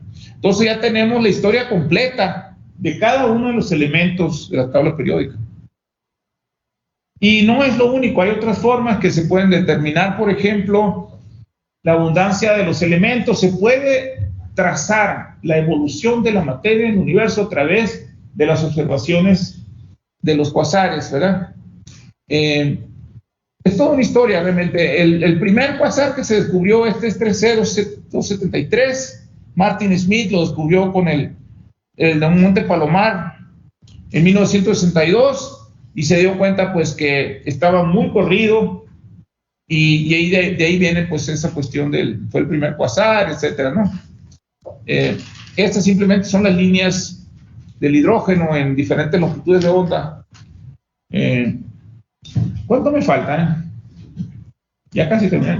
11:48. Ok, 11:48, muy bien. Ya casi termino entonces. Este es el primer cuasar, 3C273, el chorro que tiene. ¿A qué se debe? Pues simplemente ese chorro es arrojado por un agujero negro, ¿verdad? Algo así parecido a esto. Tenemos el disco de acreción, y perpendicular al disco de acreción salen esos chorros, ¿verdad? Y por cierto, esos llegan bien lejos en el espacio. Las radiogalaxias son impresionantes por los chorros tan inmensos que tienen, ¿verdad? Aquí está más o menos el mecanismo que explica a todos los que se conocen como galaxias activas. Esa GN, no sé si alcanzaron de verlos en tema de galaxias, lo que son las galaxias activas. Pero ahí está el agujero negro, superagujero negro. Uno de los más conocidos es el M87, ¿verdad? Que se encuentra en el centro del cúmulo de Virgo.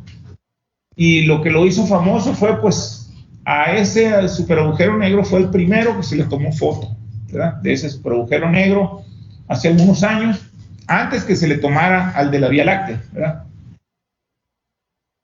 Entonces aquí básicamente es lo mismo, ¿no? Como la conservación del momento angular es un término muy físico, digamos, es lo que hace que solamente pueda salir el chorro perpendicular al disco de acreción, ¿verdad? El radio de Schwarzschild tiene que ver con los agujeros negros, ¿verdad?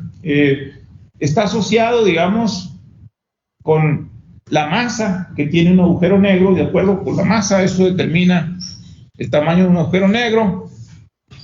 Y pues básicamente aquí está precisamente lo que le decía, el tamaño de M87, digamos, ahí pueden ver, por ejemplo, el tamaño de esa cosa, ¿no? ahí está la órbita de Plutón, para darse una idea del tamaño de ese agujero negro de M87. Es un tamaño tremendamente grande, ¿verdad? Mientras que aquí tenemos el caso de la órbita del Sagitario A, que es el agujero negro que hay de 4 millones de masas solares. Bueno, de hecho, si 4 millones de masas solares es el que está en la Vía Láctea, ¿verdad? Es lo que hay en la Vía Láctea, mientras que allá tenemos un gigantesco agujero negro en M87. Estos son resultados, digamos, de esas fotos de los 2 agujeros negros que se han publicado, ¿no? Que por cierto hubo participación mexicana, ¿verdad? Con el gran telescopio milimétrico que está en Puebla, aportó a datos también a esas campañas. Bueno, vamos a seguir con esto. El tema de las ondas gravitacionales, digamos, pues realmente esta fue una predicción también de la relatividad general, ¿verdad? Y seguramente hay ondas gravitacionales, digo, se han detectado, por ejemplo, para agujeros negros grandotes que se suman, que se fusionan y emiten energía, ¿verdad?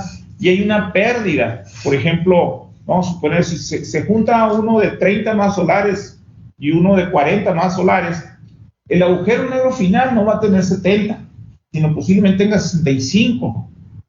Y esos 5 de diferencia, en su mayor parte, son ondas gravitacionales. Esa energía se pierde, digamos, en una perturbación del espacio-tiempo mismo, que se propaga, y aquí se han medido afortunadamente, ¿verdad? Hay toda una historia acerca de esto. Por ejemplo, las primeras mediciones indirectas fueron en 1993, esto se llama de Hulsey y Taylor, que recibieron el premio Nobel de física, ¿verdad?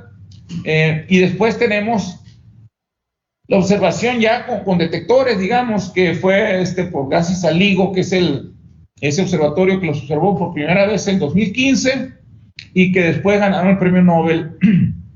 Weiss, Thorne y Barish recibieron ese premio Nobel en 2017 por la detección de las ondas gravitacionales. Por cierto, Thorne, el que está ahí, es un astrofísico, un relativista muy famoso, pero también es muy famoso ahora porque él trabaja en Hollywood. Entonces, por ejemplo, Interstellar fue asesorado por Kip Thorne, ¿verdad? Es un tema interesante, digamos. Entonces, por eso es que más o menos uno puede pensar que esas películas, con esas asesorías, digamos, de gente tan así prestigiosa, digamos, pues tienen algo de, no necesariamente todo, principalmente es arte, ¿verdad? Lo que están expresando, pero sí debe tener un elemento de ciencia también. Entonces, una cosa interesante acerca de los agujeros negros, bueno, de las ondas gravitacionales, ya les dije de los con agujeros negros, ¿verdad? Que fueron los primeros que se descubrieron. Después ya les platiqué también de los de estrellas neutrónicas que se fusionan y que eso permitió conocer, por ejemplo, cómo se formó el platino y el oro, ¿verdad? Que era algo desconocido, ¿verdad? Y estas son cosas que en los últimos 5 años, más o menos. Pero la promesa que tenemos de las ondas gravitacionales es que resulta ser que en el Big Bang se tuvieron que producir ondas gravitacionales que deben andar todavía desparramadas. Como les dije hace rato, en los primeros 380,000 años del universo no sabemos absolutamente nada en cuanto debido a la radiación, porque no viajaba la luz. Sin embargo, las ondas gravitacionales pasan como Pedro por su casa. Entonces, sí podemos, en principio, con ondas gravitacionales, estudiar el universo primitivo, ¿verdad? De hecho, yo me acuerdo unas publicaciones que hicimos yo con un maestro de la Universidad de Sinaloa, de la UAS, sobre ondas gravitacionales, de esto hace unos 20 años más o menos. Nosotros veíamos esto, cuando todavía no estaba detectada, ¿no? Y de hecho, decíamos, y no nada más podemos saber sobre el universo primitivo. En principio, podemos saber si hay otros universos, ¿verdad? Porque así como, por ejemplo, no le hace nada, digamos, la materia o lo que sea, el hecho es de que en el pasado, antes del Big Bang, si hubo algo, pudiera estar también registrado, ¿verdad? El mensaje es para los más jóvenes o más interesados, ¿verdad? Porque, digamos, realmente es un tema fascinante, ¿verdad? Entonces, en sí la cosmología es un tema fascinante, ¿no? Porque pues hay muchas preguntas y sobre todo hay muchas posibilidades. Ya les dije por lo menos ya les comenté de la nueva física que se espera por la diferencia en la constante de H que les dije de Hubble-Lemaitre, la tensión esa, ¿no? Que, como les dije, en el universo primitivo, que está basado en las observaciones de Planck, de WMAP, ¿verdad? Se obtiene un valor de la constante de Hubble que es distinta a la que se obtiene en el universo actual, ¿verdad? Con 1As, con cefeidas, esas que nos dio la receta Henrietta Levy, ¿verdad?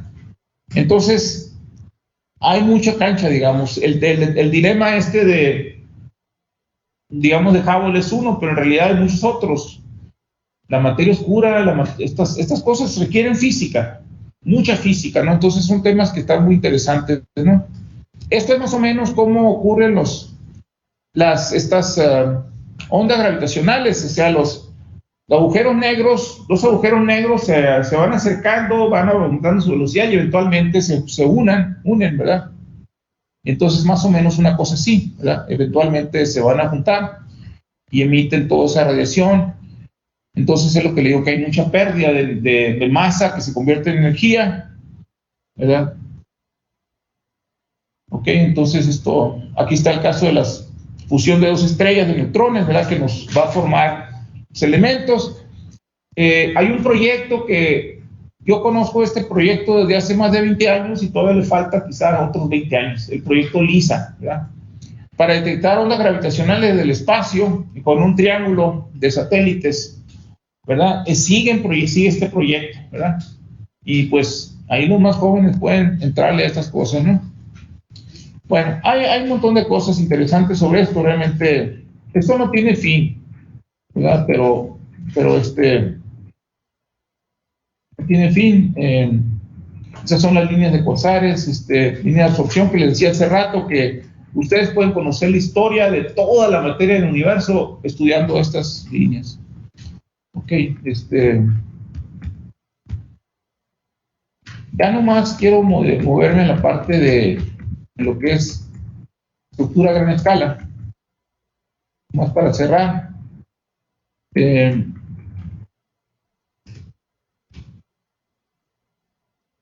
Estas son cosas que tienen que ver con materia oscura, energía oscura y cosas así, muchas cosas, ¿no? Déjenme nomás. Bueno, el tema de la materia oscura empieza, por ejemplo, una contribución muy importante. Si bien es cierto que la propuso Zwicky,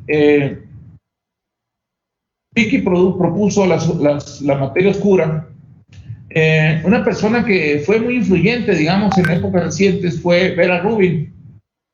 Vera Rubin, yo la conocí hace muchos años, ya murió, y este observatorio en Chile va a llevar su nombre, ¿verdad? Entonces ella, digamos, estudió mucho lo que se conocen como los curvas de rotación de galaxias, y vio cómo se mantiene más o menos constante en la curva esta cuando se esperaría que debería bajar si no hubiera materia oscura. Entonces pueden ver, por ejemplo, este plano que tenemos para diferentes velocidades, y estas, digamos que el eje X es como distancia y la parte vertical es la velocidad, y la mayoría de las curvas más o menos se mantienen altas cuando se supone que deberían de caer con 1 sobre R, o sea, una caída. Todas estas deberían estar cayendo y ser cero por acá en ciertos valores, y resulta ser que no, se queda ahí, y esto es una evidencia muy fuerte de la existencia de la materia oscura. Entonces esto se ha hecho muchísimo, tanto con invisible, en ondas de radio. Pueden ver ustedes qué tan planas son estas gráficas. He hecho muchísimas observaciones de esto, ¿no? Entonces, aquí está lo que les digo, lo que se espera para luz visible es que cayera así de esta manera, ¿no? Esta se llama una curva kepleriana, pero en realidad, primero parece que sube en lugar de bajar, y después se queda como plana, ¿verdad? Entonces, esta es la evidencia que hay para la materia oscura. Y pues se observa también en rayos X esta presencia de la materia oscura. En fin, ahora sí la estructura de gran escala. Esto lo descubrieron Geller y Huckra en 1986. Y primero empezaron con esto, ¿no? ¿Cómo están las galaxias? Una vez que se empezaron a medir velocidades a muchas galaxias, se empezaron a hacer gráficas de ese tipo. Y se dieron cuenta que había regiones donde había muchas galaxias y regiones que eran prácticamente vacías. Entonces hay una estructura, dijeron, ¿no? Entonces ahora Bella Rubin es una de las que, perdón, esta señora que está aquí que es Margaret Geller, perdón, esta es Margaret Geller, ¿verdad? Entonces ella ha hecho muchas aportaciones a esta cuestión de la estructura a gran escala del universo, donde vemos, por ejemplo, esos vacíos que les digo y esas regiones de muchas galaxias, ¿no? Que están así como... es decir, el universo no es homogéneo a escalas bajas. A escalas muy grandes se supone que sí, porque ese es el principio cosmológico, ¿no? Pero a escalas un poquito más bajas hay mucha estructura. Estos son de los resultados más fuertes que ha habido. El survey de 2DF. Aquí con trabajamos, Pablo y yo, hace algunos años en estudios de grupos de galaxias. Y este es el Sloan Digital Survey, que también usamos para hacer estudios. Y ahí se ve claramente, pues, esa estructura que tienen. Pues resulta ser que la teoría del Big Bang, de una manera muy impresionante, predice esa estructura, ¿verdad? Considerando que existe la materia oscura y la energía oscura, ¿verdad? Entonces, ahora se habla de CDM quiere decir materia oscura fría, es la materia oscura de baja velocidad. Entonces, pues, lambda CDM, lo que está ahí arriba, lambda es la constante cosmológica, esa está asociada con la energía oscura. La C está asociada con materia oscura de baja velocidad y materia oscura es dark matter, ¿no? De ahí vienen las siglas de lambda CDM. Entonces, pues esto es realmente el estado actual que tenemos. El estado